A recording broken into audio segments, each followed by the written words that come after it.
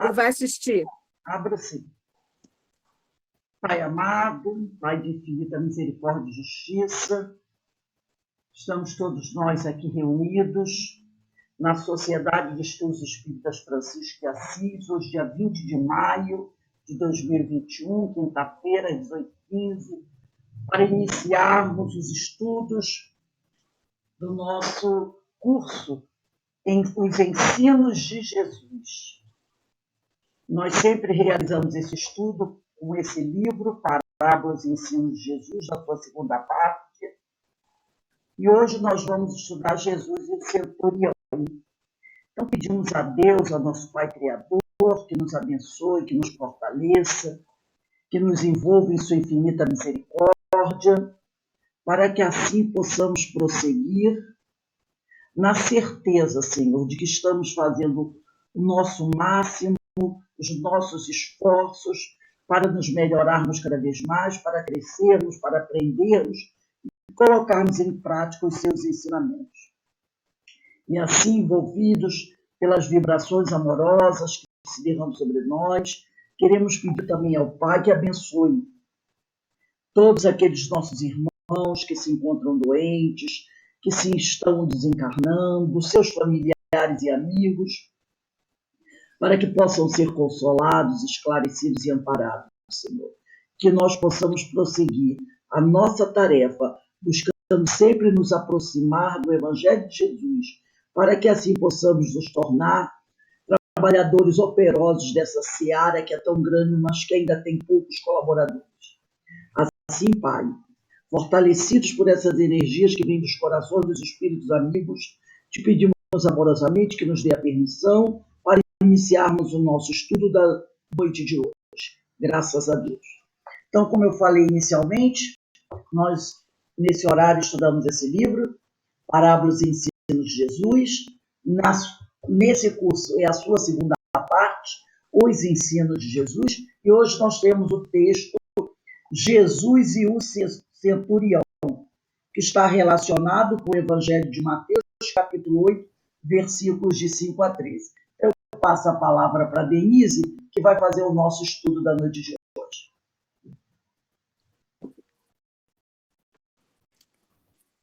Boa noite a todos. Boa noite, Iraci. Boa noite, Ana. Estão me ouvindo bem? Ok. Bom, o meu livro, a página é 187, tá? Eu tinha perguntado, todo mundo tem o livro? Tem, Ana, o livro? Ana Constantino, tem livro? Ah, tem. Iraci? E Carmen. Gente, deixa eu colocar aqui para dividir o ecrã, ou dividir ecrã não, visualizar em grade, isso, para ver todo mundo. Ok. Então, nós estamos no estudo de Jesus e o centurião. Uma bela lição. Sempre é, né? Falar de evangelho, falar de Jesus, sempre é uma bela lição. Mas essa realmente me é bem próxima. Deixei a gente cair. Vamos ver. Está baseado no Evangelho de Mateus, capítulo 8, versículos de 5 a 13. E Cair Bar Schutel inicia nessa parte, que ele fala assim, tendo Jesus entrado em Cafarnaum, mas eu gostaria de ir um pouquinho antes, tá? Porque, abrindo aqui o Evangelho, a Bíblia Sagrada, essa Bíblia é católica, em Mateus, antes de entrarmos no capítulo 8, nós só vamos dar uma olhadinha em que ele fala. Essa parte é após as bem-aventuranças. Então, Jesus desceu um monte, né? Aí ele curou o leproso, tá? Quando ele desceu do monte. E quando Jesus entrou em Cafarnaum, aproximou-se dele um oficial romano. Então ele vinha descendo do monte e esse oficial romano se apresentou a ele. E o centurião é um oficial militar, né? Romano, um cidadão romano, com esse cargo, e chama-se centurião porque ele comandava 100 homens. Então, Cafarnaum era uma cidade que precisava ter 100 homens tomando conta. Devia ser uma cidade muito grande, eu acho que é de rota de comércio, não é? Então, precisava desse aparato para controlar ali a população. Então, esse centurião rogou-lhe: Senhor, o meu criado jaz em casa, paralítico, padecendo horrivelmente. E disse-lhe Jesus: eu irei curá-lo. Mas o centurião respondeu: Senhor, eu não sou digno de que entreis em minha casa, mas dize somente uma palavra, e o meu criado há de sarar. Porque também eu sou homem sujeito à autoridade. Vou repetir esse pedacinho. Porque também eu sou homem sujeito à autoridade e tenho soldados às minhas ordens. E digo a um: vai ali, e ele vai. A outro: vem cá, e ele vem. E ao meu servo: faze isto, e ele faz. Jesus, ouvindo isto, admirou-se e disse aos que o acompanhavam: em verdade vos afirmo que nem mesmo em Israel encontrei tamanha fé. E digo-vos que muitos virão do Oriente e do Ocidente e hão de sentar-se com Abraão, Isaque e Jacó no reino dos céus. Mas os filhos deste reino serão lançados nas trevas exteriores. Ali haverá choro e ranger de dentes. Então disse Jesus ao centurião: vai-te, e como creste, assim te seja feito. E naquela mesma hora sarou o criado. Essa descrição também está em Lucas, no capítulo 7, versículo de 1 a 10. Quem tiver a Bíblia e quiser ou anotar, ou Lucas é depois de Marcos. Lucas 7, aqui.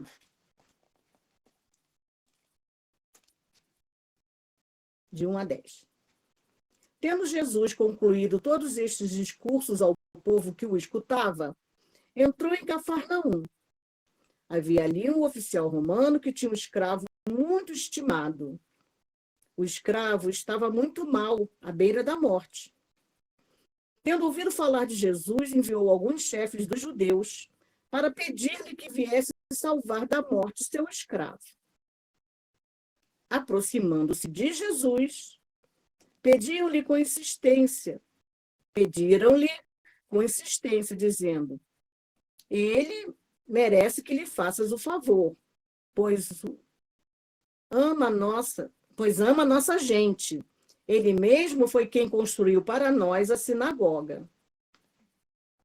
Jesus se pôs a caminho com eles. Já estava perto da casa quando o oficial enviou alguns amigos para lhe dizerem: Senhor, não te incomodes, pois eu não sou digno de que entres em minha casa. Nem me julguei digno de ir a ti. Mas dize só uma palavra, e meu escravo ficará curado. Pois eu também estou submisso às autoridades e tenho soldados a meu comando. E digo a um, vai, e ele vai. E a outro, vem, e ele vem. A meu escravo, faze isto, e ele o faz.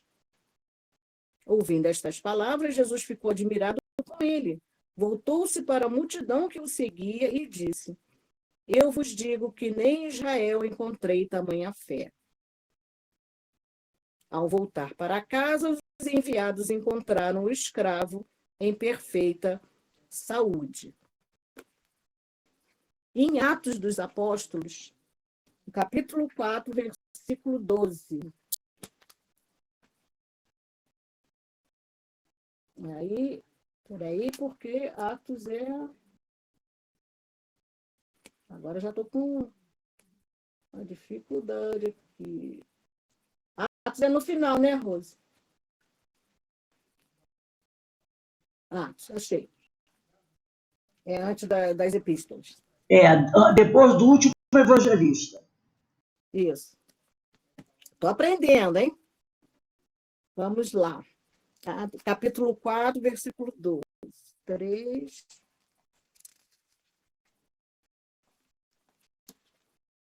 4. Passei 2 folhas. A folha tão fininha. Pronto. Versículo 12.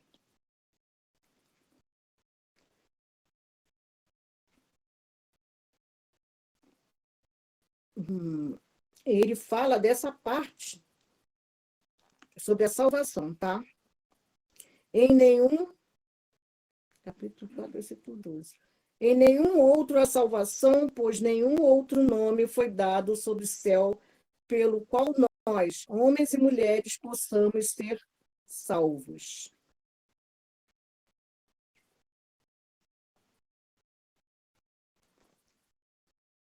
Por que ele está falando nisso? Porque eu estou citando Atos. Porque para buscar, a gente tem que, para buscar, vamos dizer assim, não a salvação como a gente entendia antes, né? Mas para buscar a cura, para buscar o apoio, a gente tem que ir, né? A gente tem que se dedicar, se voltar e reconhecer que o Mestre Jesus é o nosso caminho, é a nossa luz, não é mesmo? E esse centurião, vocês veem que ele comandava 100 homens. Ele tinha os superiores dele. E ele reconheceu, ele teve humildade em reconhecer em Jesus a superioridade moral dele. Ele foi humilde em procurar Jesus. Imagine um centurião, que era um homem, um cidadão romano de cargo alto, né? Porque ele comandava tudo.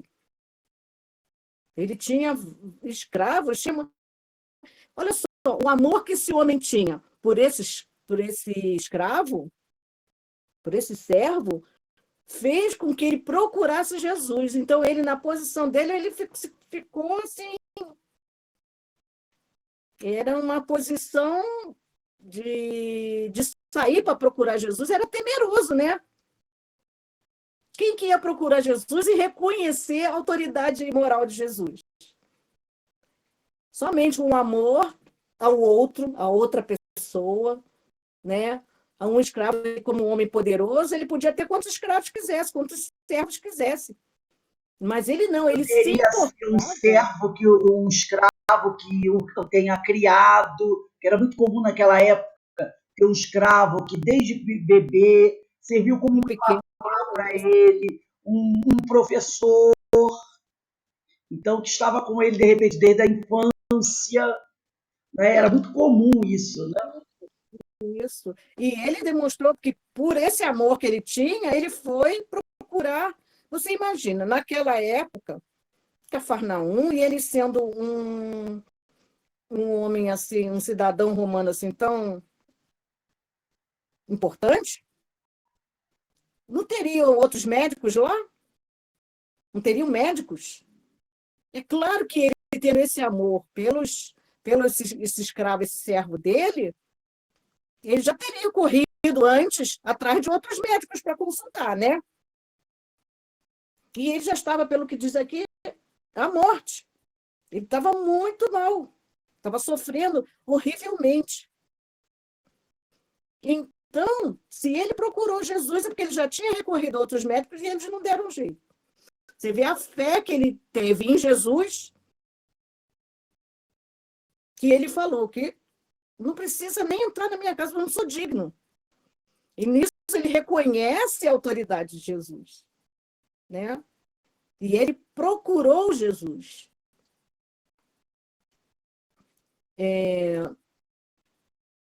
ele teve a certeza, ele tinha a fé, é um homem de fé, porque ele tinha certeza que só Jesus iria curar. Ele tinha certeza de, Jesus, eu não sou digno. E ele reconhece a superioridade de Jesus também. Não sou digno que entres em minha casa. Eu sou pagão, né?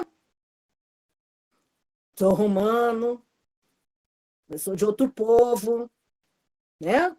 Mas é só dizer uma palavra que ele ficará bom. Isso é que é fé. Olha a força dessa fé. Fé e muito amor também, né, no coração, né? Muito amor do coração, porque ele foi buscar Jesus. Num dizem que foi pessoalmente, no outro diz que ele mandou alguém, um dos empregados dele. Mas não interessa. O que interessa aqui é porque a gente sabe, né, que as traduções, a diferença, o jeito que um conta não é a mesma forma que o outro fala, né? Todo O jeito caso, que o Lucas fala. Denise, em todo caso, Oi. só de pensar naquela época o que era ser um centurião romano.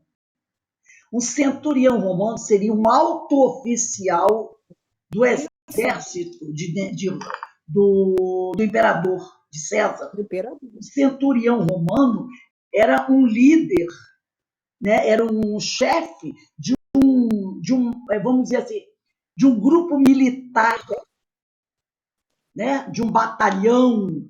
Eram homens que tinham certos status, de um status dentro do exército. Ser um centurião romano era como ser um general, um marechal do exército.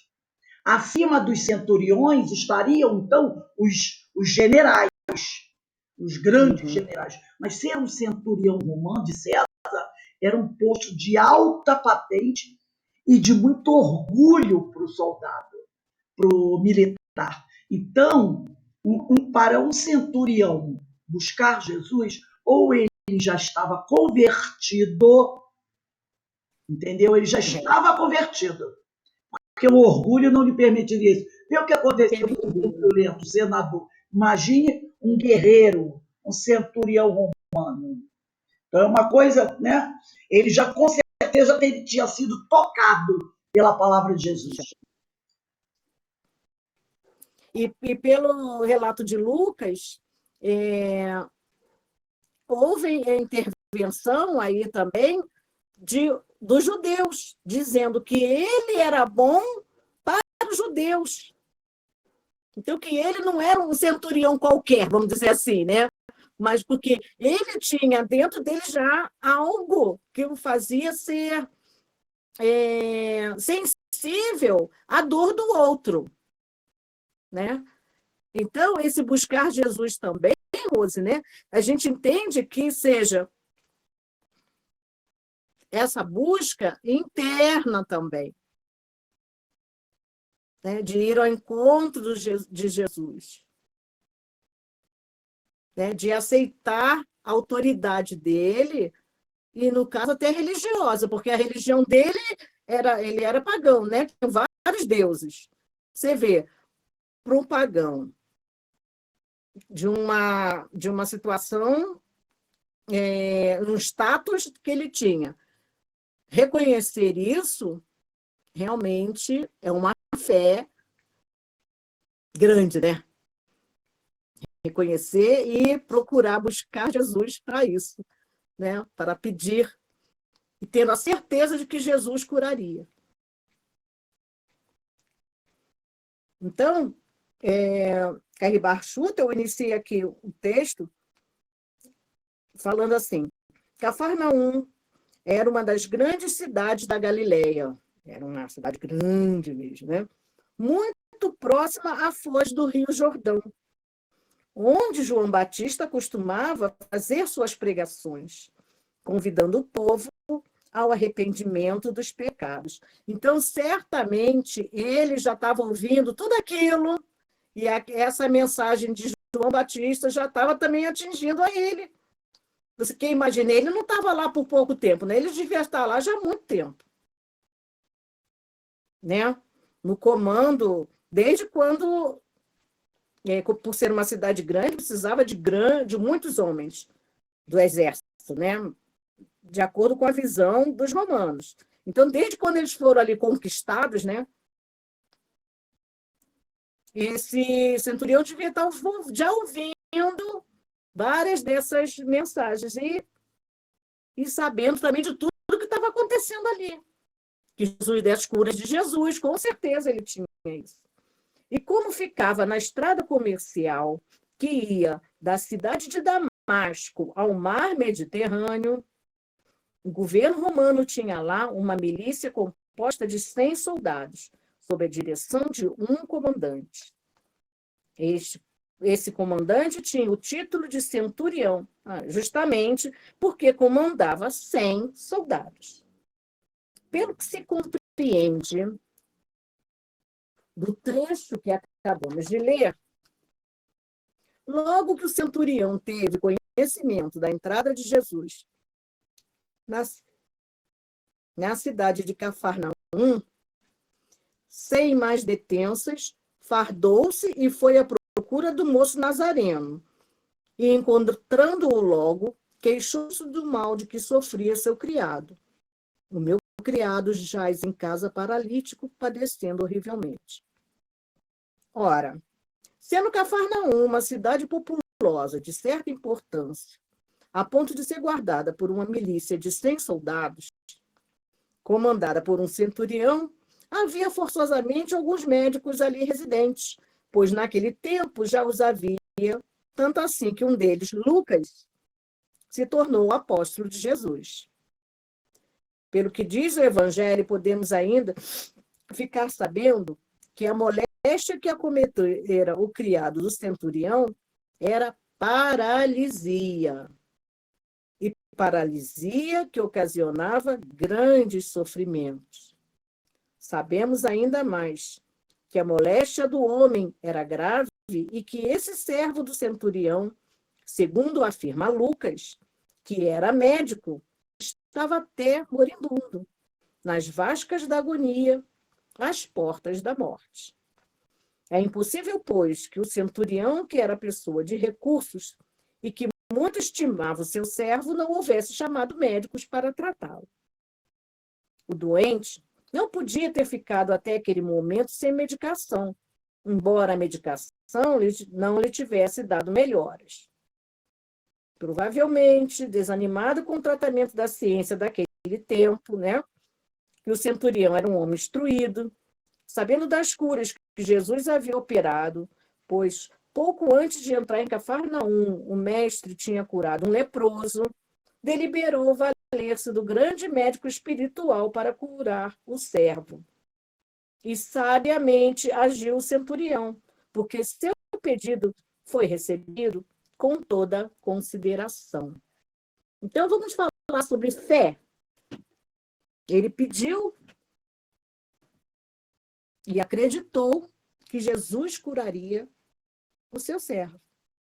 Então, Jesus diz, né? Jesus diz para ele: eu irei curá-lo. né? Eu irei curá-lo. E ele fala, Senhor, eu não preciso, eu não sou digno que entreis em minha casa, mas diga só uma palavra e ele ficará curado. Essa fé, a gente vai procurar o poder dessa fé, para a gente estudar um pouquinho mais sobre a fé, relembrar o nosso Evangelho segundo o Espiritismo, no capítulo 19, que tem sobretítulo A Fé Transporta Montanhas. E no item 2, Allan Kardec inicia assim, no sentido próprio, é certo que a confiança nas suas próprias forças, porque essa parte da fé de transformar montanha é o poder da fé, é o item 1.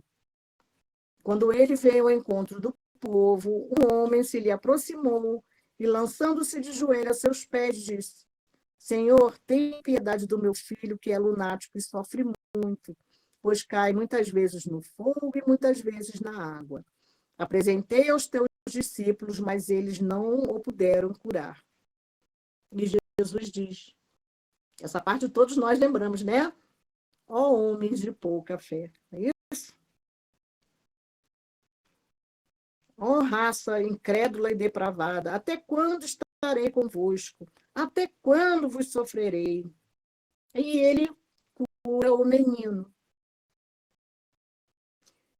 E Jesus diz, por causa da vossa incredulidade, pois em verdade vos digo, se tivesseis a fé, essa parte também não sabemos bem, né, de cor, do tamanho de um grão de mostarda, diriz a esta montanha, transporta-te daí para ali, e ela se transportaria, e nada vos seria impossível. Que também está em Mateus, essa parte, né, no capítulo 17, nos versículos de 14 a 20. Então, no item 2, no sentido próprio, é certo que a confiança nas suas próprias forças torna o homem capaz de executar coisas materiais que não consegue fazer quem duvida de si. Aqui, porém, unicamente no sentido moral se deve entender essas palavras. As montanhas que a fé desloca são as dificuldades, as resistências, a má vontade, em suma, com o que se depara da parte dos homens, ainda quando se trate das melhores coisas. Os preconceitos da rotina, o interesse material, o egoísmo, a cegueira do fanatismo e as paixões orgulhosas são outras tantas montanhas que barram o caminho a quem trabalha pelo progresso da humanidade. A fé robusta dá a perseverança, a energia e os recursos que fazem se vençam os obstáculos, assim nas pequenas coisas que nas grandes. Da fé vacilante resulta a incerteza e a hesitação de que se aproveitam os adversários que se tem de combater. Essa fé não procura os meios de vencer, porque não acredita que possa vencer. Na outra acepção, entende-se como a fé a confiança que se tem na realização de uma coisa e a certeza de atingir determinado fim. Olha a fé do centurião. Ela dá uma espécie de lucidez que permite se veja em pensamento a meta que se quer alcançar e os meios de chegar lá, de sorte que aquele que a possui caminha, por assim dizer, com absoluta segurança. Num como no outro caso, pode ela dar lugar a que se executem grandes coisas. A fé sincera e verdadeira é sempre calma. Faculta a paciência que sabe esperar, porque tendo seu ponto de apoio na inteligência e na compreensão das coisas, tem a certeza de chegar ao objetivo visado. Vamos agora ao item 4. Cumpre não confundir a fé com presunção. A fé verdadeira A verdadeira fé se conjuga à humildade. Aquele que a possui deposita mais confiança em Deus do que em si próprio, por saber que simples instrumento da vontade divina nada pode sem Deus. Por essa razão é que os bons espíritos lhe vêm em auxílio. A presunção é menos fé do que o orgulho. E o orgulho é sempre castigado, cedo ou tarde, pela decepção e pelos malogros que lhes são infligidos. Vamos dar uma paradinha por aqui, porque é todo o capítulo 19 falando sobre a fé. Então, a gente ainda tem muito que pegar o Evangelho para estudar, né? E voltando ao Cair Bar Schutel, onde foi que eu parei? Tá. Pelo que diz o Evangelho, podemos ainda ficar sabendo isso. Ok. Então, é claro que ele procurou outros médicos para salvar, e o remédio que eles passaram não adiantou.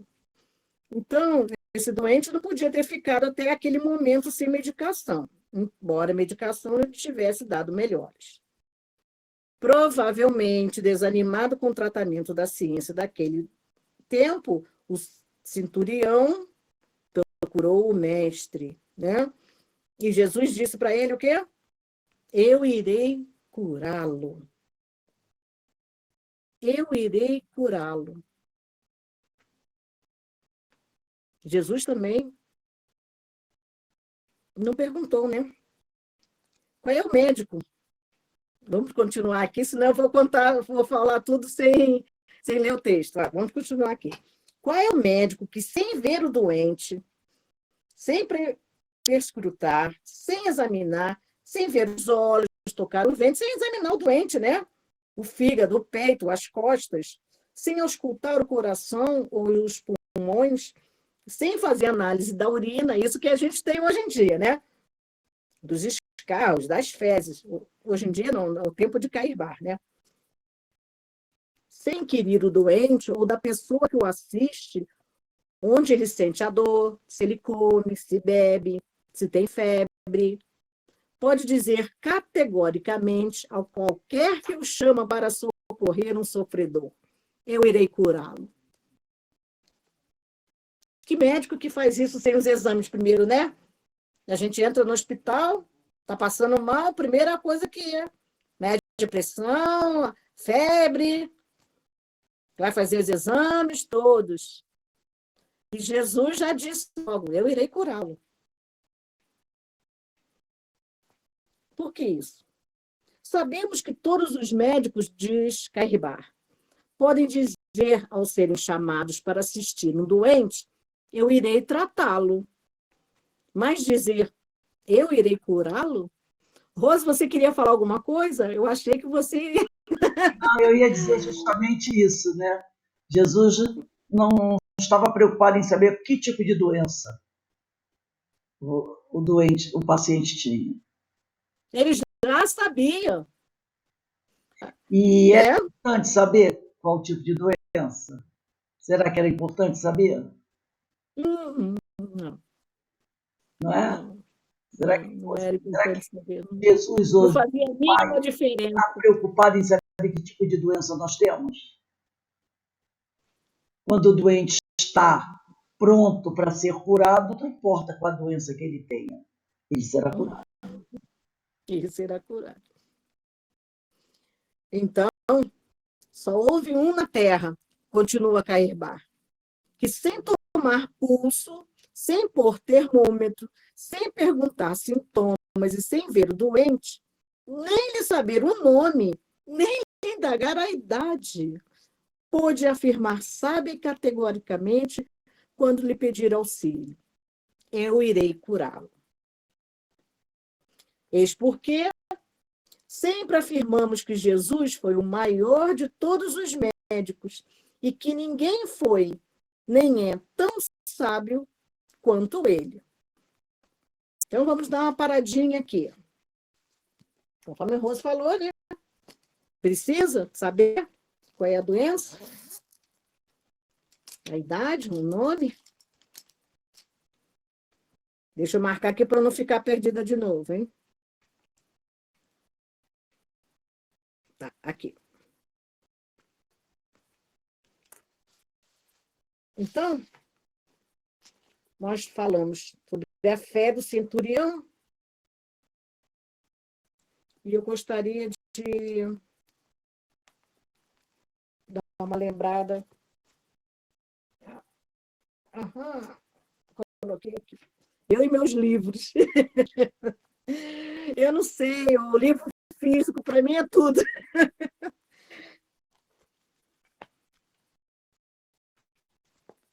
Esse aqui é o livro da Esperança, que vai ficar para mais tarde. Então, vamos dar uma olhadinha no Vinha de Luz, no capítulo 40, que se chama Fé.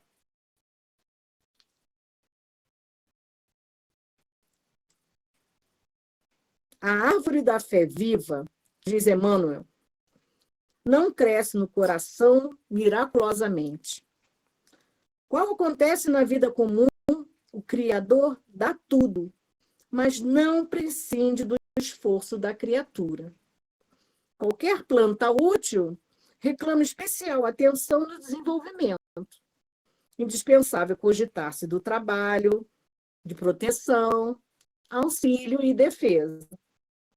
Estacas, adubo, vigilância, são todos os fatores de preservação que devem ser postos em movimento, a fim de que o vegetal precioso atinja os fins a que se destina. Então, Emmanuel está nos fazendo um paralelo aí com uma plantinha que se cuida, né? Precisa dos cuidados necessários. A conquista da crença edificante não é serviço de menor esforço.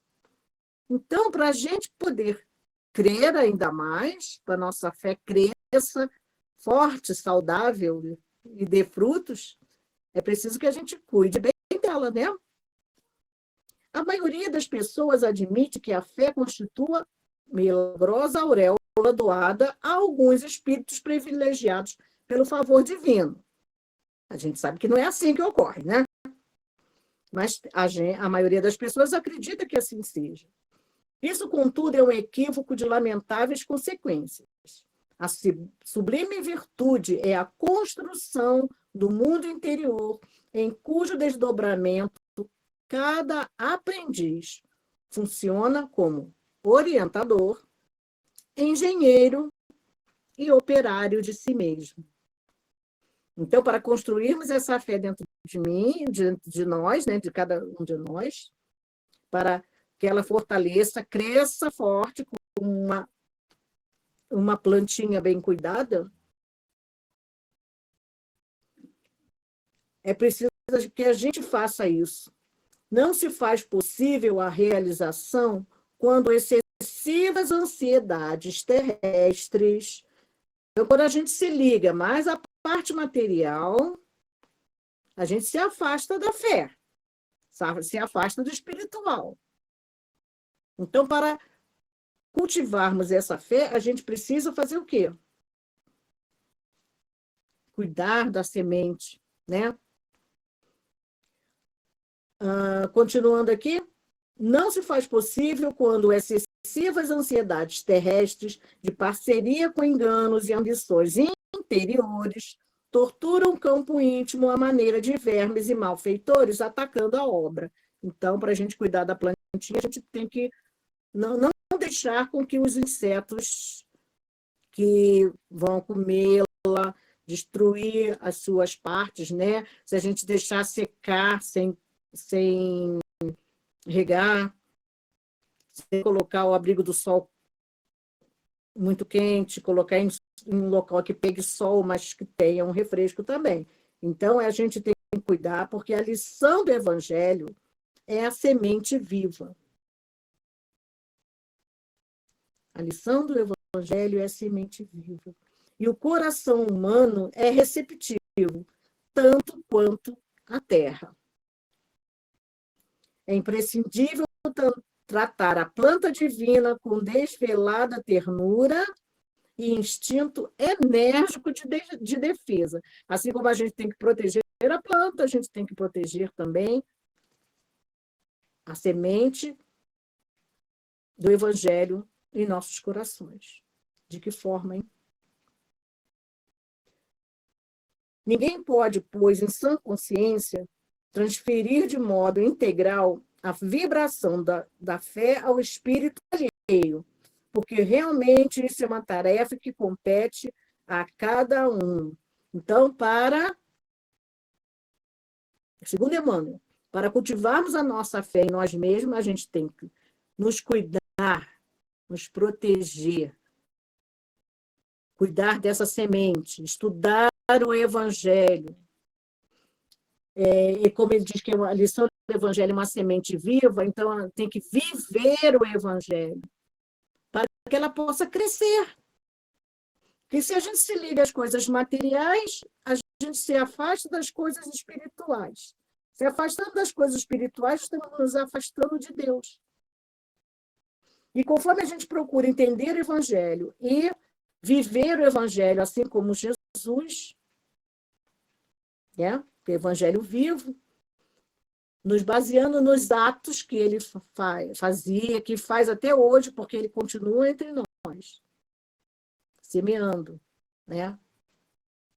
Temos que cuidar, estudando, trabalhando em favor do bem, principalmente nos momentos mais conturbados, e confiarmos em Deus. Temos que ter essa confiança do centurião, né? Que temos a certeza que tudo que se passa conosco, é algo que está sobre as vistas de Deus. E temos que confiar nele. Então, nós temos que cuidar dessa fé exatamente estudando, como a gente está fazendo aqui hoje, e trabalhando no bem, trabalhando a favor do outro, servindo, como nosso Mestre Jesus sempre nos diz, desde há muito. Então, esse texto de Emmanuel é simplesmente para ilustrar e abrir um pouco mais as nossas mentes. Porque eu não quero falar do Mestre Jesus, médico Jesus agora. Eu quero deixar a próxima aula, tá? Mas Jesus já vem trazendo a receita desde o Sermão da Montanha, né? Ele é um médico, eu vou só dar um spoiler, tá? Ele é um médico que desde o Sermão da Montanha ele vem passando algumas medicações para a gente, algumas prescrições, né? No Sermão da Montanha ele fala o quê?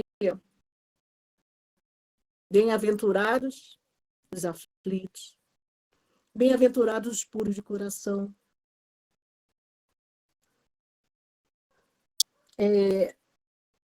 Então, essas prescrições, que a gente perdoe, é uma prescrição também, né? O perdão é um remédio.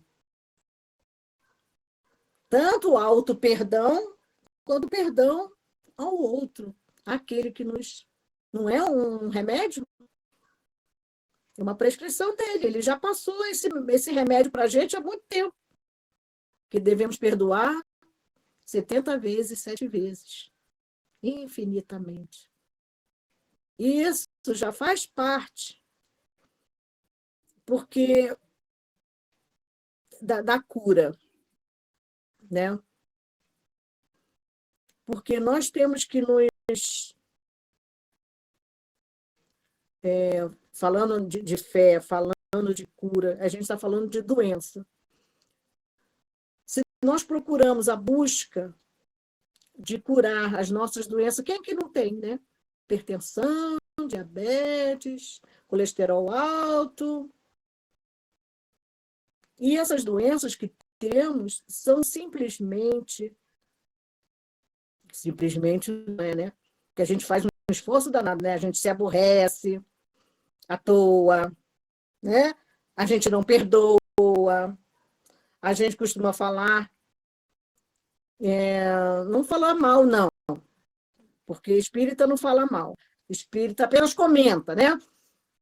Faz uma observação sobre o comportamento do outro, não é? Então, são essas coisas, principalmente a raiva, a ira. É normal sentirmos raiva? Sim, mas andar com a raiva de braço dado o tempo todo, andar com ansiedade, eu falo isso de carteirinha, tá? Andar com ansiedade o tempo todo, de braço dado, a gente não busca outra coisa a não ter uma doença. Então, a hipertensão, a diabetes e outras tantas, problemas de estômago, né? É porque nós procuramos, nós ficamos muito agarrados a essas coisas, a esses sentimentos. Nós temos que reconhecer qual é a nossa,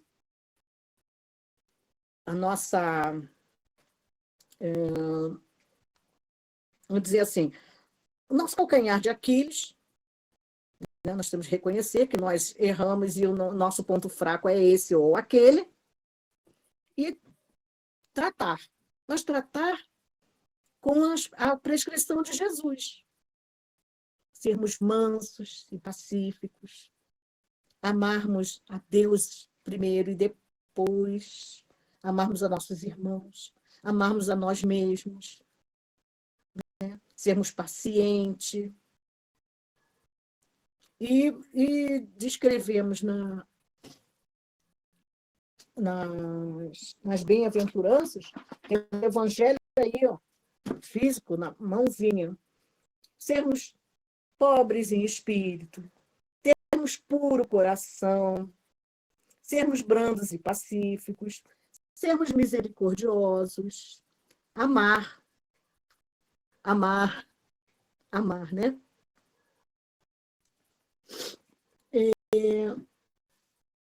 E esse médico, já há aquele tempo, pregava e curava, mas tudo para nos auxiliar a entender o que é amar. Nos auxiliar a entender o que temos de fazer, qual é essa medicação que temos que tomar para nos curarmos, né? Porque as nossas doenças são simplesmente, aí eu falo novamente, simplesmente entre aspas, né? Que para nós não é simples, mas é a reação dos nossos sentimentos. Que sentimentos que nós cultivamos para adquirirmos certas doenças? Tanto aquelas que nós adquirimos nessa existência, como aquelas que nós adquirimos nas existências pretéritas e que trouxemos para esta existência já desde o nascimento, né? Eu sou diabética, minha mãe era diabética, minhas irmãs são diabéticas. Então, já é de nascimento aí, vem da minha mãe. Mas por que eu nasci de uma mãe diabética, né? Isso, quem tem que saber da sua doença é cada um de nós. Estamos falando de doenças físicas. Mas procuramos curar nossas doenças físicas. O que foi que Jesus falou para a mulher hemorroíça? A tua fé te curou. Era de uma doença física que ele estava falando?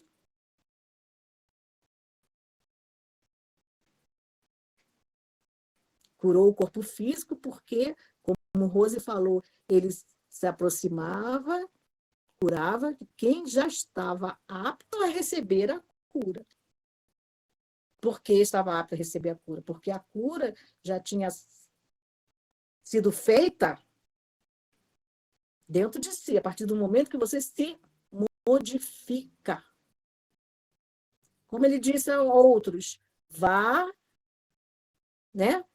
E não peques mais. Então, o o médico, Jesus, após o Sermão da Montanha, onde ele fez as prescrições, onde ele falou sobre o perdão. E quando Jesus fazia as suas curas e dizia: seus pecados estão perdoados. Não perdoar alimentando rancor, né? Ou uma causa de um problema para nós. Nós estamos, quando nós temos rancor por esse problema que temos, problema de saúde, a gente está encurtando a nossa vida, né? Porque se a gente sabe que são esses sentimentos que nos trazem doenças, se a gente continua cultivando esses sentimentos, nós vamos continuar na doença e morreremos até antes do tempo que temos. Então, é simples, é só você curar. Simples. Você cura o seu problema. Você procura se transformar os seus sentimentos.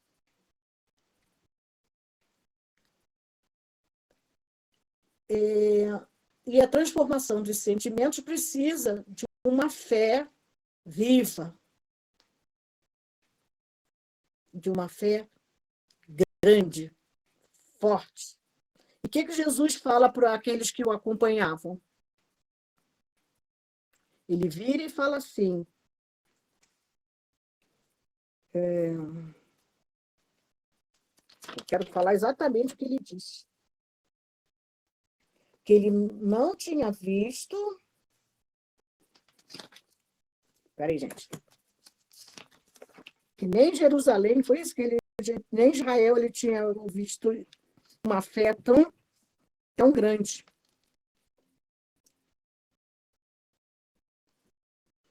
Em verdade vos afirmo que nem mesmo em Israel encontrei tamanha fé. Nem mesmo em Israel encontrei tamanha fé. E ele encontrou num romano, um centurião. Porque sem conhecer o doente e o romano, mesmo colocando, vamos dizer assim, em perigo, né, a sua situação, por amor ao seu irmão, ele procurou Jesus. Então, continuando aqui, Cair Bar Schutel, mais um pedacinho.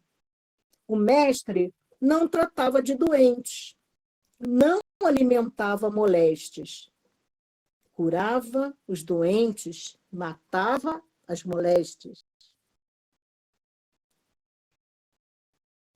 A sua ação no mundo foi verdadeiramente estupenda, extraordinária, maravilhosa. Só ele era capaz de fazer o que fez. Só ele era capaz ainda hoje de fazer o de que nós precisamos. E o fará, se como o centurião soubermos implorar-lhe assistência. Então, é aquela história antiga de abrir a porta por dentro para que Jesus penetre no recinto. Né? Nós é que temos que nos ligarmos a Jesus, procurar Jesus. Vimos que Jesus se prontificou. Às vezes, né, nós ficamos esperando Jesus vir até nós.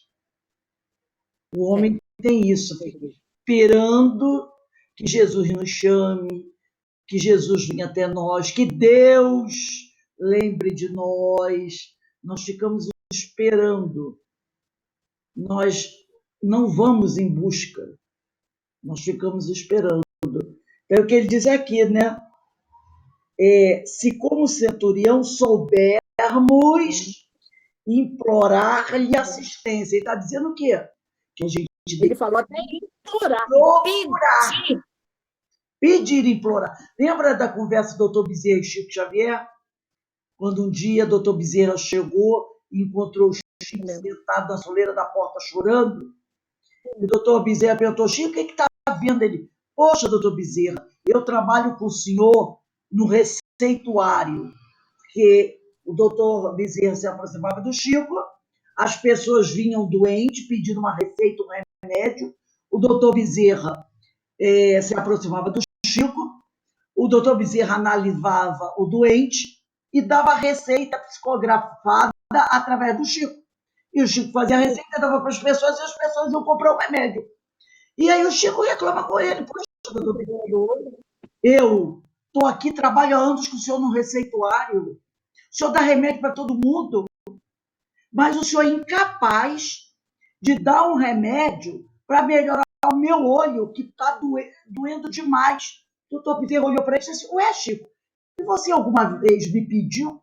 Eu pensei que você queria ficar sofrendo para poder resgatar seus erros, as coisas erradas. Por isso que eu pensei. Você nunca me pediu um remédio? Eu pensei que era assim, tipo assim, né? Vou sofrer bastante para resgatar meus erros. Aí, doutor, me respeitei você. Você nunca me pediu, entendeu? Então, o doutor Bezerra espera, ó, se você está com o olho doendo, me pede, porque essas pessoas estão vindo aqui pedir, elas vêm aqui porque estão doendo, vêm pedir um remédio. Ela vem pedir. E você me pede. E eu dou o remédio para. Mas eu só dou o remédio para essas pessoas porque elas vêm aqui pedir. Agora você nunca me pediu, eu pensei que você queria ficar sofrendo. Então a gente quer que o outro, que Deus, que Jesus, adivinhe o nosso sofrimento e venha nos trazer o remédio, sem que a gente faça nenhum movimento para pedir ajuda. E ele fala aqui, implorar. Implorar. Né? Mas isso tudo vai do nosso orgulho, né? Isso. O orgulho deixa você implorar alguma coisa? Você está falando nós, né? O orgulho é realmente a grande chaga, né?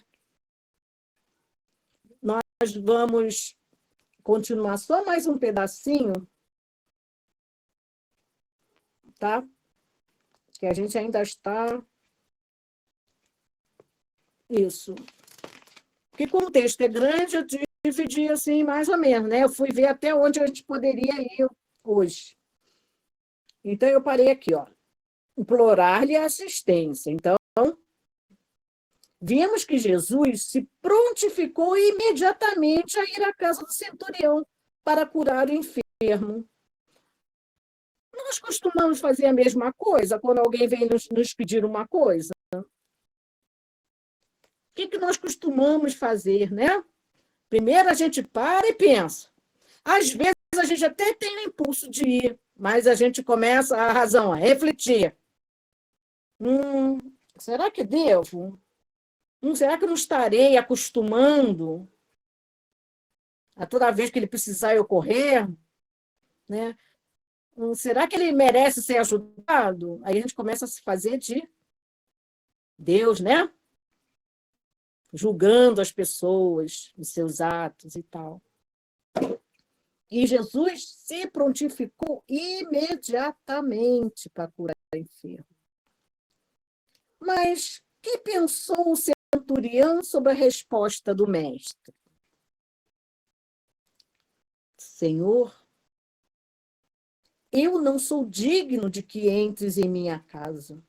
Porém, dize somente uma palavra e o meu criado há de sarar. Porque também sou homem sujeito à autoridade e tenho soldados às minhas ordens. E digo a um, vai ali, e ele vai. A outro, vem cá, e ele vem. Ao meu servo, faze isto, e ele o faz. Então, a humildade deste homem, essa fé que o mestre disse, né? Que ninguém em Israel, ele tinha visto em Israel, ninguém com tanta fé, e ele foi encontrar num centurião romano, e ele virou para, segundo Lucas, para a multidão que o circundava, né? segundo Mateus, ele virou para falar com os apóstolos. Isso, né?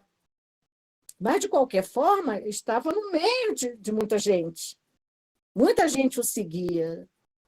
Então, ele pode ter falado, como, mas todo mundo ouviu. Ele não chamou no canto quando ele quer falar algo. Ele estava interessado mesmo em falar para todo mundo ouvir. Não é mesmo? Era lição para todos naquele momento. Que se ele quisesse falar só com os apóstolos, mais tarde ele chamaria eles em separado e falaria. Mas a lição que ele levou naquele momento sobre a fé era para todos. Não tinha restrição. Inclusive para aqueles que foram defender o centurião pedindo a Jesus, porque ele era um bom homem, né? Ele até ajudou a... Se bem que tinha aí nos judeus, aí nos fariseus, né? Tinha interesse também, porque ele ajudou a construir, foi ele que construiu a sinagoga. Né, Rose? Fala aí sobre fariseu da sinagoga, quem era que ficava lá? Os judeus que ficavam na sinagoga. Eram os fariseus, os doutores da lei. A sinagoga ela era bem menor que o templo. Era como se fosse uma escola, era um templo religioso também. Então, normalmente, aqueles que tinham maior conhecimento ficavam ali. Era uma escola também onde as crianças eram alfabetizadas. Ela tinha múltiplas funções, a sinagoga.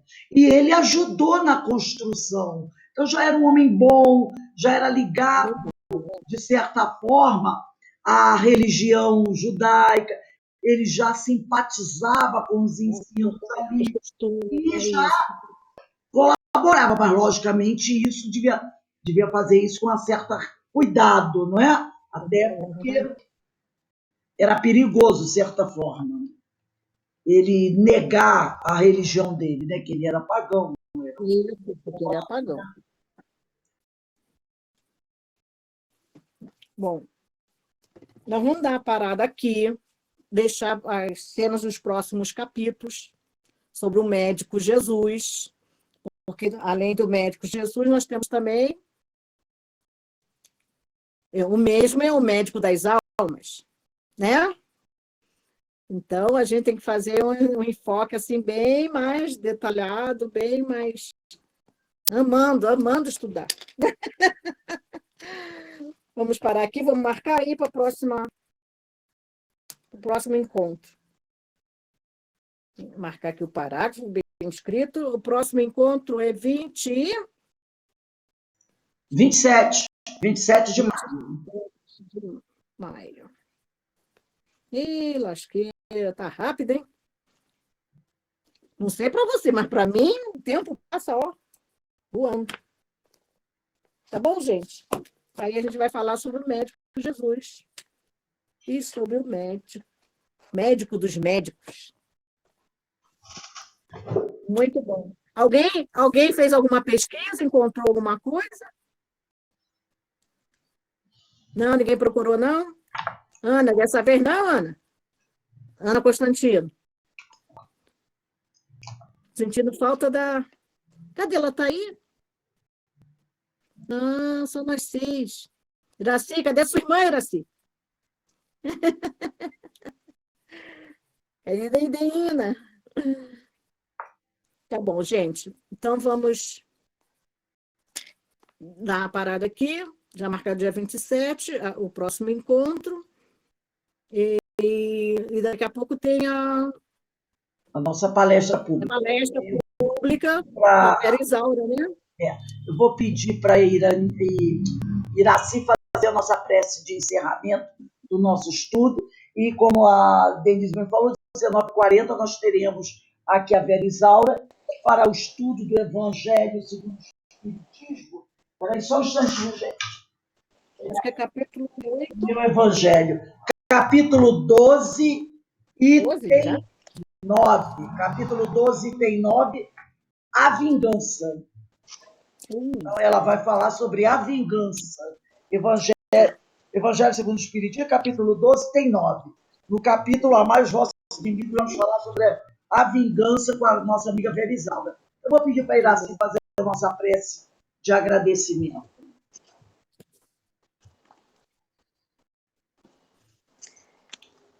Mais uma vez, querido mestre, estamos aqui reunidos para aprendermos um pouco mais sobre os vossos ensinamentos. Sempre aprendemos, sempre tem uma coisinha a mais para aprendermos.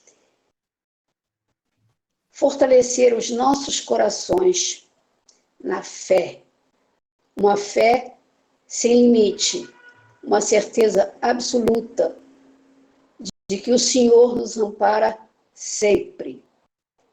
Nós vimos um romano, que aparentemente seria sem fé nenhuma, ou sem doutrina, ou sem religião, porque eles eram pagãos, ele ter fé, recorrer ao Senhor. E se o Senhor, óbvio, curou o servo desse centurião, é porque esse centurião tinha fé.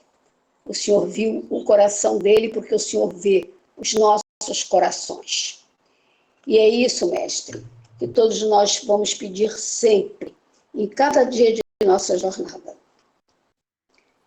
Que o Senhor nos ilumine, que o Senhor nos fortaleça, para que nós, cada vez mais, possamos fortalecer a nossa fé, a certeza de que podemos confiar no seu amor, no seu amparo, que estará sempre pronto a nos amparar nos nossos momentos difíceis. Mas como eu acabei de aprender aqui agora, nós precisamos pedir e não ficarmos passivos, aguardando que o Senhor nos ampare, nos ajude, nos acuda. Então nós temos que aprender a pedir, a humildemente pedir sempre a vossa ajuda, o vosso amparo. E mais uma vez, mestre, nós pedimos a sua luz e o vosso amparo por mais um dia, por mais essa noite, para que todos nós possamos terminar o nosso estudo de hoje, concluir esse encontro tão benéfico a todos nós, com muita fé, com muita paz e com muita certeza de que teremos sempre o vosso amparo em nossa caminhada. Obrigada, mestre, hoje, agora e sempre. Que assim seja. Graças a Deus. Agradecemos a nossa irmã Iraci pela sua prece. E quando for 19h40, nós retornamos para a nossa palestra, tá bom? Denise, eu queria falar com você um instantinho, não saia agora não. Então, vamos tomar um cafezinho, beber uma aguinha aí. Então, relax. 19h40, estamos de volta. Obrigada, Denise. Tchau, tchau. Até já. Até já. Eu queria falar... Aí até a Carmen, deixa a Carmen um instantinho, só um minutinho. É que eu vou fazer o seguinte agora. Quando for palestra, eu vou pedir para vocês duas, ou de repente alguém mais, para fazer o preparo assim. Eu queria que vocês deixassem sempre à mão, perto de vocês, um livrinho de mensagem, que seja uma mensagem curta para fazer de preparo. Então, por exemplo, hoje eu vou pedir para você, Carmen, fazer o preparo. Então, na hora que eu disser assim, a Carmen vai fazer o preparo, você pega o seu livrinho de mensagem, escolhe uma mensagem, de preferência que não seja muito longa, né? Escolhe uma mensagem e aí você lê a mensagem. Depois que você lê a mensagem, você faz a prece de abertura. Quando for Denise, quando eu disser assim, Denise, você lê o preparo. Já deixa sempre um livrinho do lado, né? Aí você, se você quiser fazer sequencial, você já bota a data e deixa ali. Quando você for fazer o preparo, já sabe que é a próxima. Ou se você quiser abrir ao acaso, mas deixa já. Aí você, na hora, mostra a capa do livro. Olha, eu vou fazer o preparo desse livro, dá o nome do livro, o autor, o nome do capítulo, o nome do capítulo, e lê a mensagem, faz a prece. E eu vou falar com outras pessoas também que assistem palestras, para a gente ter esse preparo mais dinâmico. Tá? Aí hoje faz a Carmen, semana que vem faz a Denise, e assim a gente vai fazendo. Aí, mas esse livro de preparo, vocês já deixam ele assim, preparadinho para na hora a gente pegar. Qual é? Tem um livro, eu comprei, é Calma, né? Não é esse? Ah, é Calma. lindo, Calma, do Chico, de Emmanuel. Eu tenho ele. Também lindo, é maravilhoso. Então, você pode usar o Calma. Essas mensagens assim, né? Eu fico com esse ânimo aqui, de repente eu posso pegar É outro. calma ou é ânimo? Acho que é ânimo. Não, Calma. ânimo que você pegou foi qual? Você foi do Lourival Lopes? Ou Calma do Emmanuel? É ânimo. Calma, eu dei para alguém, eu não sei onde está. O ânimo é do Lourival Lopes. É esse mesmo. Mas aí você pode usar outro também. Tá bom. Pode usar outro depois. Se você quiser, só observa do ânimo. Deixa eu ver aqui rapidinho. Espera aí, deixa eu ver. No ânimo. Espera aí. Eu não tenho ânimo, não, mas eu tenho outro. Qualquer um, Denise, qualquer um. Só mensagens que, de repente, não sejam grandes demais. Né? Tá bom. Tá bom. Eu vou ver aqui. O ânimo, eu fui até sentimento e força. A partir de sentimento e força, eu ainda não li. Tá. Então, o seu, a capinha é assim também, igual o meu? Eu acho que é. Eu não sei, eu acho que eu levei lá no meu quarto, daqui a pouco eu vou ver. Quer dizer que você li fez até sentimento e força. Você pode, se quiser ler ele, você pode ir a partir de esperança, que é a mensagem que seria a próxima, esperança. Tá bom. A partir de esperança eu ainda não li. Ou pode ser outro qualquer, não importa, tá bom? Então vamos lá dar uma paradinha aí. Que horas que volta? 19h40. Tá bom, ok. Até já. Até já.